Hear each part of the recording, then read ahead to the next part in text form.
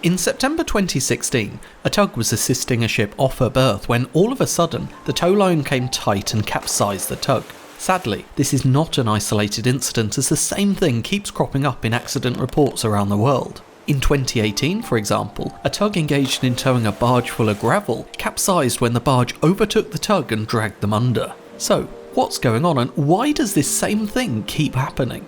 When it comes to designing a tug, there are really two things that it needs to be able to do well. It needs to be able to apply a lot of force to a vessel, either through direct contact if it's pushing or via a tow line if it's pulling. And it needs to have a great deal of manoeuvrability so that it can stay under control in the turbulent waters around a ship and manoeuvre into different positions as required.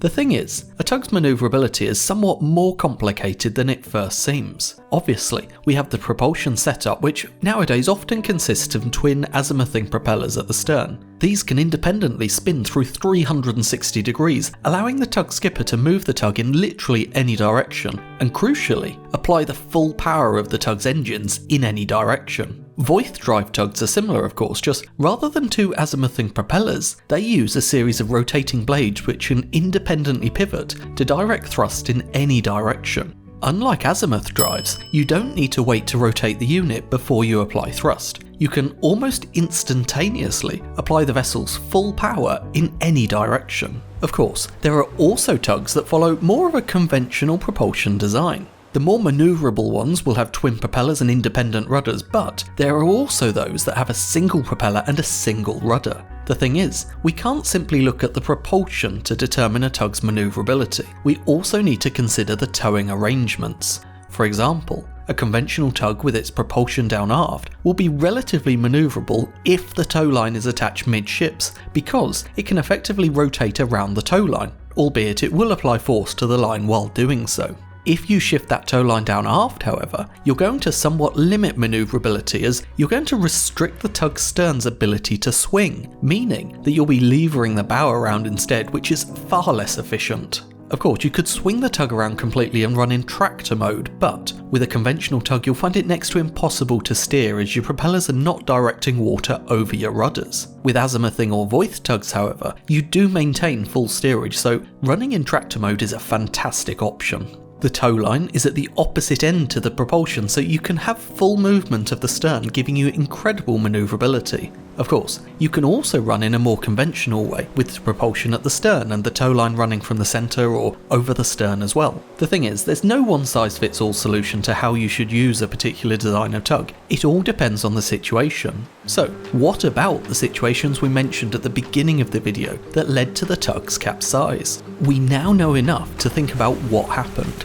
In the first case, we had a conventional single-screw tug that was being used to lift a ship's stern off the berth. The tow line was attached around midships on the tug, and the propulsion was pointing towards the ship so that the tug could run ahead. But there was also a current running and wind onto the berth. Once the ship let go the spring line, they used the bow thruster to lift the bow clear.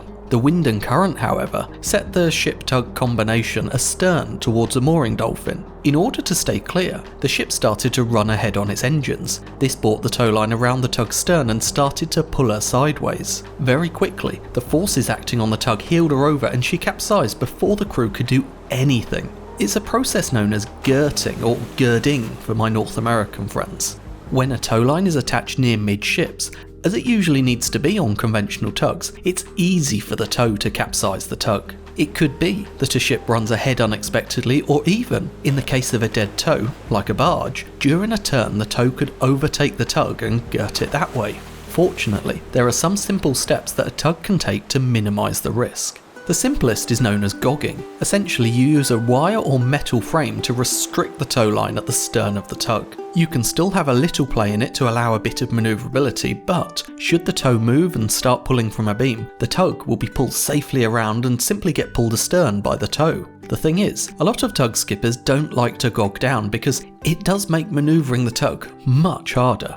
But it's not a case of all or nothing. Yes, a tight gog in the centre will make it hard to manoeuvre, but a looser gog, either a metal bar across the stern or a well-measured length of wire, will allow manoeuvrability while the tow remains astern of the tug, but will come under tension when the tow moves a beam into the worst position for girting. Of course, you can't let it get too long still, as the location of the applied force will be at the apex of the triangle formed between the gog and the towline. When the gog starts working, although we may have eliminated the chance of the tug being towed sideways, we've instead introduced a force that can directly work against the tug's own stability forces. A large force a long way from the tug's centre of gravity can effectively move the centre of gravity and also lead to a quick capsize. So, a gog can help reduce the chance of girting, but it can't eliminate the chance of capsize entirely. For that, we need further protections in place, like a quick release system, allowing the tug to quickly part the towline if it finds itself at risk.